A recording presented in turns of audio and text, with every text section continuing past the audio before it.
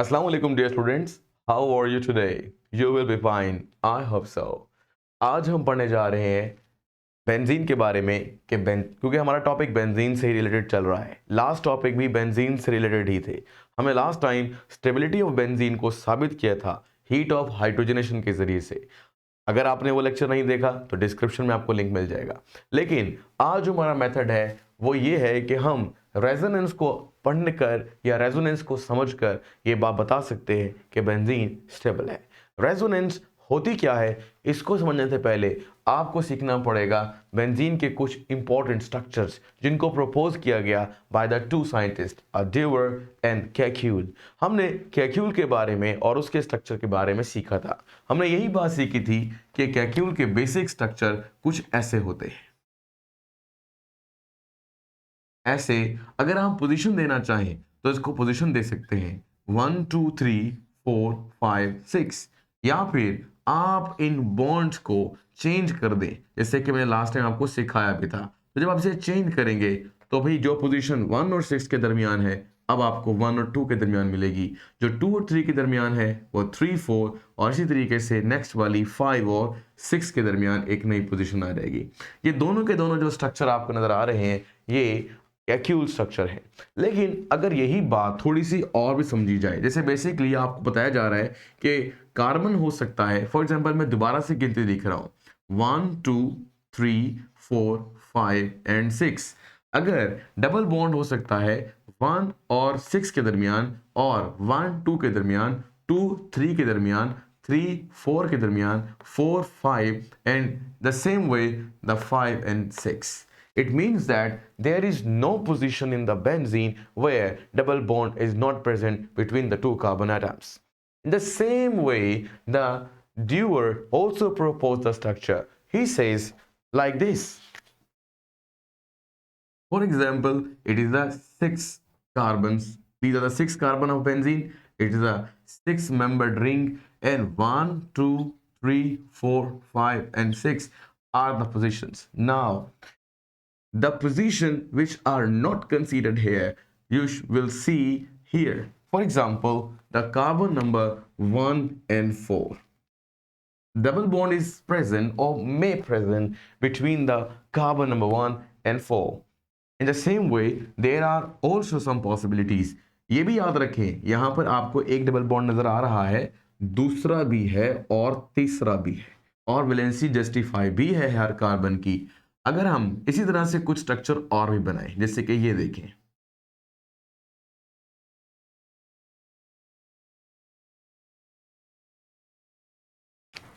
Carbon number 1 2 3 4 5 6, 1 2 3 4 5 and 6, 1 4 2 5 3 6 and remaining double bonds. You can see here there are many other possibilities as compared to the Kekulé structure, that the double bond may present between the carbon number 1 and 4, 2 and 5, 3 and 6। अभी भी possibilities सही है, ये भी ठीक है और ये भी ठीक है। अगर हम इन सारे स्ट्रक्चर को कहें कि ये बेंजीन के स्ट्रक्चर होने का इम्कान है तो हम बिल्कुल ठीक बोल रहे हैं, और यही चीज रेजोनेंस भी है। अब जैसे रेजोनेंस क्या है, देखिए भाई बात ये सोचिए कि ये जो आपके पास डबल बॉन्ड बन रहा है ये बॉन्डिंग इसकी वजह से होती है वैलेंस इलेक्ट्रॉन्स की वजह से। वैलेंस इलेक्ट्रॉन कार्बन के कहाँ मौजूद हैं, यहाँ इस तरीके से भी, इस तरीके से भी, इस तरीके से भी, इस तरीके से भी, यानी there are many possibilities of the valence electrons which are responsible for bonding. अगर ऐसा है किसी मॉलिक्यूल के अंदर कि कई पॉसिबिलिटी हो किसकी, वैलेंस इलेक्ट्रॉन्स की पाए जाने की, ये वैलेंस इलेक्ट्रॉन किसके, एटम्स के। एटम कहां पर है, एटम यहां पर है, ये एक कार्बन एटम, ये दूसरा, जिसको नंबरिंग दी है वो कार्बन एटम ही है। और अगर आप लोगों ने लास्ट लेक्चर देख लिया था तो मैंने आपको कार्बन की sp2 हाइब्रिडाइजेशन के जरिए से बेंजीन का कंप्लीट स्ट्रक्चर बनाना सिखाया था। ठीक है, ये सारे के सारे जो टॉपिक्स हैं ये चैनल की लिस्ट के अंदर, अगर डिस्क्रिप्शन में जाते हैं तो पूरे जो आपके पास चैप्टर है उसकी लिस्ट बनी हुई है, उसके अंदर आप देख सकते हैं।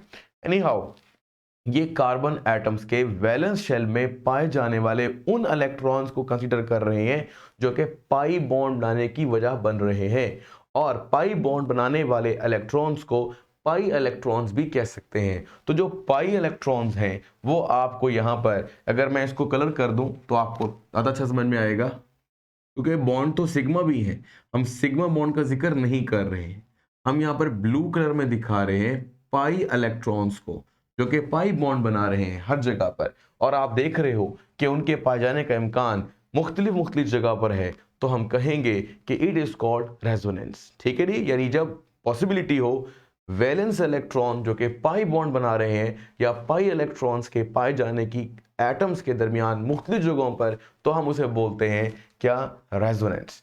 अब सवाल यह है कि रेजोनेंस होने या ना होने से फर्क पड़ता है या नहीं पड़ता है।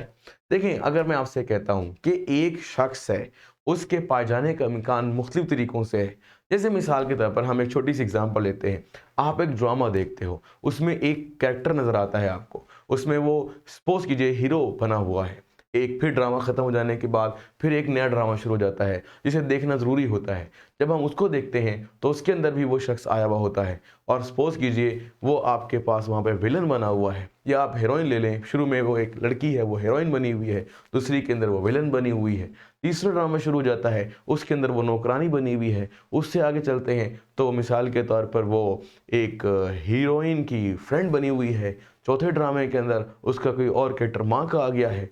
तो इसका मतलब क्या है, इसका मतलब यह है कि वो जो लड़की है या वो कोई अगर शख्स है तो वो डिफरेंट रोल को बहुत अच्छी तरीके से निभा सकता है। दैट्स वाई इंडस्ट्री के अंदर उसकी जो होने की होने का इम्कान है या उसकी इस तरह की सलाहियतें हैं कि वो हर जगह पाया जा सकता है, तो इसका मतलब है वो इंडस्ट्री में स्टेबल है। ठीक ना, तो इसी तरह से एक मॉलिक्यूल की भी अगर मुख्तलिफ शक्लें हों, बहरूप हों, तो उसके पा जाने का या उसकी मुख्तलिफ हालतों में रहने का, डिफरेंट सिचुएशंस को डील करने का ज़्यादा इम्कान हो जाता है और ज़्यादा स्टेबल हो जाता है।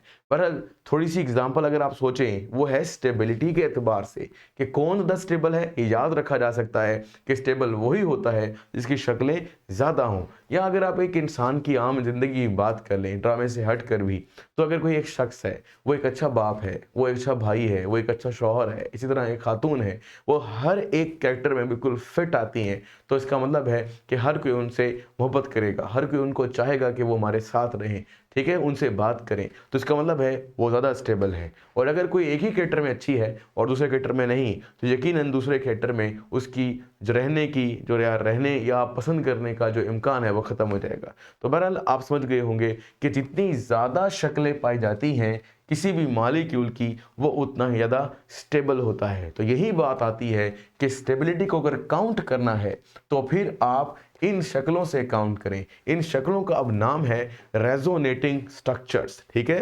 रेजोनेटिंग स्ट्रक्चर्स को आप हमेशा जाहिर करोगे डबल एरो हेड के साथ। मतलब आपने एक एरो लगाना है या कह लीजिए एक लाइन लगानी है जिसके दोनों तरफ ही क्या होने चाहिए, एरो होने चाहिए। तो ये इसको जाहिर करने का तरीका है, इनको रेजोनेटिंग स्ट्रक्चर्स कहा जाता है। लेकिन एक बात बड़ी कमाल की है, और वो भी आप रेजोनेंस के अंदर उसकी तारीफ में डाल सकते हो, कि वो जो स्ट्रक्चर्स या पॉसिबल स्ट्रक्चर्स आपको नजर आ रहे हैं वो सब के सब हैं सही, यानी दुरुस्त हैं, लेकिन इनमें से कोई भी एक्चुअल मॉलिक्यूल को रिप्रेजेंट नहीं करता है। मतलब अगर कोई कहे कि ये बेंजीन है, हाँ बेंजीन है, ये बेंजीन है, हाँ बेंजीन है, हर कोई क्या है, बेंजीन। तो फिर अगर कोई कहे असल वाला क्या है, भाई एक में हीरो, एक में विलन, एक में हीरोइंस फ्रेंड, एक के अंदर बूढ़ी, एक के अंदर जवान, एक के अंदर काली, एक के अंदर पीली नीली, तो बात असल में क्या है, इसका मतलब है असल किसी को नहीं पता। तो ये भी असल स्ट्रक्चर बेंजीन का क्या है किसी को नहीं पता। यही बात आज की टॉपिक में भी शामिल है कि फिर हम असल बेंजीन को किस शक्ल में रखें? भाई इस शक्ल में रखेंगे तो ये नाराज़ हो जाएगा। मतलब हम कह रहे हैं कि भाई ये भी है तो ये भी है, तो फिर हम अकेला इसको क्यों माने या हम इसको क्यों माने? तो ये भी यहाँ पर ऐड करना है कि इनमें से कोई आप शक्ल नहीं रख सकते, बल्कि आपको एक नई शक्ल देनी होगी जिसको बोलते हैं रेजोनेंस हाइब्रिड। तो हमारी बुक के एतबार से आप ये समझ लीजिए कि ये आपके पास जो पहले 2 स्ट्रक्चर हैं ये कैक्यूल स्ट्रक्चर हैं, और जो आखिरी 3 स्ट्रक्चर हैं ये ड्यूअर स्ट्रक्चर है। ड्यूअर बोल लें या फिर देखें DEWAR, दीवार। ठीक है भाई, दीवार याद कर लो तो भी ठीक है। मतलब आपने ये बोलना है कि हमारे और आपके दरमियान दीवार कभी नहीं आ सकती। ये दिमाग में याद रखिएगा, दीवार कभी नहीं आ सकती। तो आपने यहाँ पर सोचना है कि भाई ये जो डाइवर्स स्ट्रक्चर या ड्यूअर स्ट्रक्चर है या दीवार आ गई है, ये नहीं है। मतलब मैं थोड़ी सी बात आगे ले जा रहा हूँ, ये बात याद रखवाने की खातिर कि ये सब स्ट्रक्चर के होने का इम्कान बराबर बराबर नहीं है। मेरी बात नहीं समझ आई आपको? देखो, अगर ये स्टारेज स्ट्रक्चर होने का इम्कान है तो एक आपके पास पॉजिटिव बीकर है, उस बीकर के अंदर मान लीजिए कितने 100 बेंजीन है, तो उनमें से होना ये चाहिए कि 20 ये हों, 20 ये हों, 20 ये हों और 20 ये। मतलब हर किसी के पाए जाने का इम्कान या शक्ल धारने का इम्कान 20% होना चाहिए। पर हमने देखा कि जब भी हमने स्ट्रक्चर को एक्सरे स्टडी के जरिए से, तो पता चला कि ये वो 2 बेसिक स्ट्रक्चर थे जो सबसे ज्यादा पाए जाते हैं। ये कैसे पता चलता है? बॉन्ड लेंथ से। गौर करो, यहां से लेकर यहां तक जो आपको बॉन्ड लेंथ नजर आ रही है, ठीक है, वो यकीनन छोटी है बनिस्बत यहां से लेकर यहां तक। यानी आमने सामने वाले कार्बन की जो बॉन्ड लेंथ है वो बड़ी है। तो जब भी हमने बॉन्ड लेंथ मालूम की तो वो एक जितनी आती है और छोटी आती है। यहाँ पर कुछ छोटे हैं और कुछ बड़े, ऐसा मुमकिन नहीं हो पा रहा था। तो अगर हम कहें कि वैसे तो ये बनता है 2020 कितना, 2020, ठीक है ना, यानी हमारे साल का भी नाम आ गया। 2020 का मतलब है 40% ये और 60% ये। लेकिन हमने देखा ये 80% के करीब पाए जाने वाले हैं, और ये सब मिलकर भी 20% कंप्लीट नहीं होते। तो आपको यही बताना था कि भाई आपके और मेरे दरमियान दीवार नहीं आ सकती। तो दीवार वाला जो स्ट्रक्चर है वो आप अपने दिमाग में थोड़ा सा कम ही रखें, लेकिन इनको हम माइनस बिल्कुल नहीं कर सकते। ठीक है ना, ये स्ट्रक्चर भी होने का इम्कान है या ये भी प्रोबेबिलिटी में आते हैं। अब सवाल फिर वही आ रहा है कि अगर यहाँ मैंने आपको एक दलील दी है, अगर आपने वो याद नहीं की तो दोबारा याद कर लीजिए। वो ये कि इतनी लंबी बॉन्ड लेंथ एनर्जेटिकली पॉसिबल नहीं है। बॉन्ड लेंथ जितनी लंबी होती है उसको तोड़ना उतना ही आसान हो जाता है। यानी वो थोड़ी सी एनर्जी के बाद टूट जाती है, देने के बाद टूट जाती है। यानी इस बॉन्ड की हाइड्रोजनेशन इजी होगी और इन दोनों की मुश्किल हो जाएगी।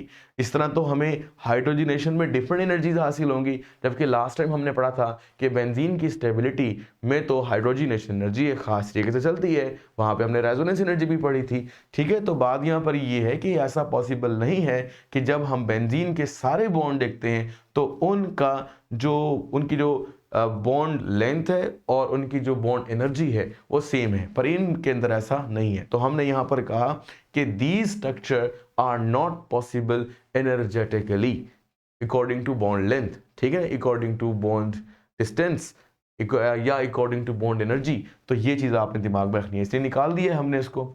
अब हम चलते हैं इनकी तरफ। अब इन दोनों में भी क्या है? प्रॉब्लम है। प्रॉब्लम ये है कि भाई अगर ये भी स्ट्रक्चर है ये भी है तो असल वाला कौन सा है?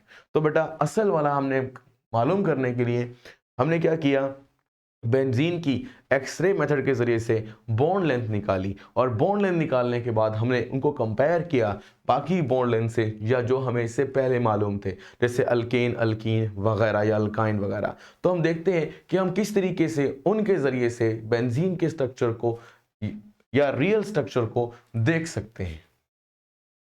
तो हमें ये पता चल जाता है यहां पर ये देखते हुए कि अल्केन की जो carbon carbon single bond length है वो 1.54 है, अल्कीन में वो 1.34 है, अल्काइन में, और देखेंगे मैं लंबी लाइन लगाई है, छोटी लगाई है और छोटी लगाई है।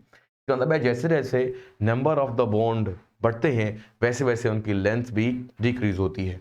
अब देखो, जो हमारा मकसद है वो ये है, मैंने कल भी जिक्र किया था, आज फिर जिक्र करें। आप इसको देखो और इसको देखो और इसको देखो।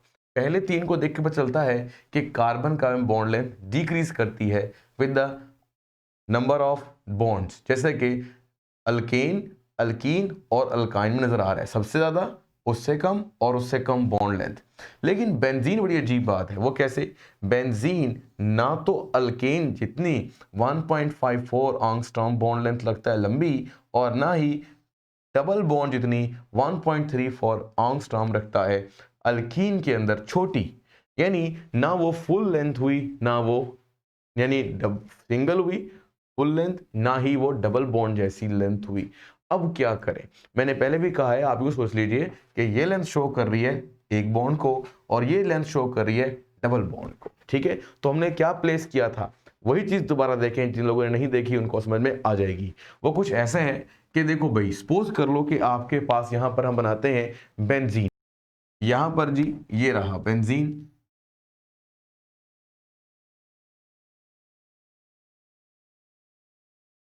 ठीक। अब ना ही आपने लगाना है सिंगल बॉन्ड ना ही डबल बॉन्ड। अब कितने बॉन्ड लगाओगे भाई? फिर हमें लगाने पड़ेंगे एक और आधा, डेढ़, ठीक है ना, 1.5। अब 1 तो हमने लगा दिया, फॉर एग्जांपल ये भी आपके पास एक कार्बन है, ये भी, और ये आपके पास हो गई सिंगल बॉन्ड लेंथ। लेकिन डबल जितनी बॉन्ड लेंथ बड़ी नहीं है बेंजीन की, छोट, यानी ये देखो, ये आपके पास कितना है? ज्यादा। ये क्या है? कम। ना ये ज्यादा ना ये कम, इन दोनों के दरमियान में फॉल करता है 1.394, यानी 1.34 से 1.397 ज्यादा, ज्यादा है, जो शो करता है कि शायद सिंगल बॉन्ड होगा। और 1.54 से कम, यानी इसका मतलब है कि डबल बॉन्ड होगा। तो ना सिंगल हुआ ना डबल, तो एक तो हमने लगा दिया। डबल बॉन्ड दिखाने की खातिर हम यहां पर ये ऐसे शो कर लेते हैं, ठीक है? ऐसा होता नहीं है, लेकिन अब हमने इन सारे स्ट्रक्चर्स का एक क्या बनाना है? रिप्रेजेंटेटिव बनाना है, एक्चुअल बेंजीन मॉलिक्यूल बनाना है। वो कैसा होगा, उसकी खातिर हम ऐसा सोच रहे हैं। तो देखो भाई, यहां आपके पास बिल्कुल ये आपके पास वही पूरी बॉन्ड लेंथ और ये आधी, इसी तरह हर जगह पर आपने ऐसा ही करना है। और यहां पर भी अब क्या करें भाई, सिंगल बॉन्ड होती है ये डबल बॉन्ड, ये डेड बॉन्ड नहीं होता। तो फिर हमने क्या किया, हमने इन सारे अंदर वालों को मिला दिया, ये देखें ऐसे करके। इसमें हमने क्या दिखाया? इसमें हमने ये दिखाया that we have put a ring और circle in a benzene ring. तो सर्कल प्लेस कर देने से अब कोई स्ट्रक्चर भी इससे नहीं मिलता, लेकिन ये स्ट्रक्चर बेंजीन को बिल्कुल करीब तरीन तरीके से रिप्रेजेंट करता है, इसलिए इसको हम कहते हैं रेजोनेंस हाइब्रिड।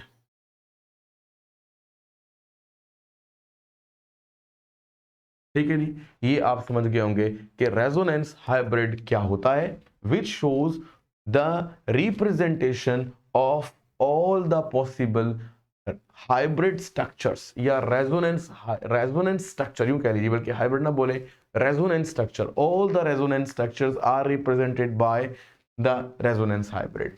तो ये था जी आपके पास एक सिंपल सा तरीकाकार जिसमें हमने कुछ सीखा। वो क्या क्या, मैं दोबारा से बता देता हूं। एक, हमने सीखा कि रेजोनेंस क्या होती है। हमने कहा कि मुख्तलिफ पॉसिबिलिटीज हो सकती हैं पाई इलेक्ट्रॉन्स की के वो पाए जाएं मुख्तलिफ कार्बन एटम्स के दरमियान बेंजीन के अंदर।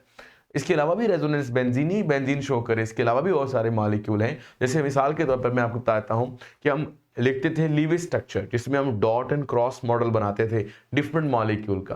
तो अगर ऐसा भी पॉसिबल है कि एक मॉलिक्यूल के डिफरेंट लीविस स्ट्रक्चर पॉसिबल हो, तो हम कहते हैं कि उस मॉलिक्यूल के अंदर भी रेजोनेंस पाई जाती है। तो बहरहाल इन पाई इलेक्ट्रॉन्स का पाया जाना मुख्तलिफ अंदाज में रेजोनेंस है, या मुख्तलिफ जगहों पर पाया जाने वाला या पाए जाने से एक नया स्ट्रक्चर बना लेना रेजोनेंस की वजह है।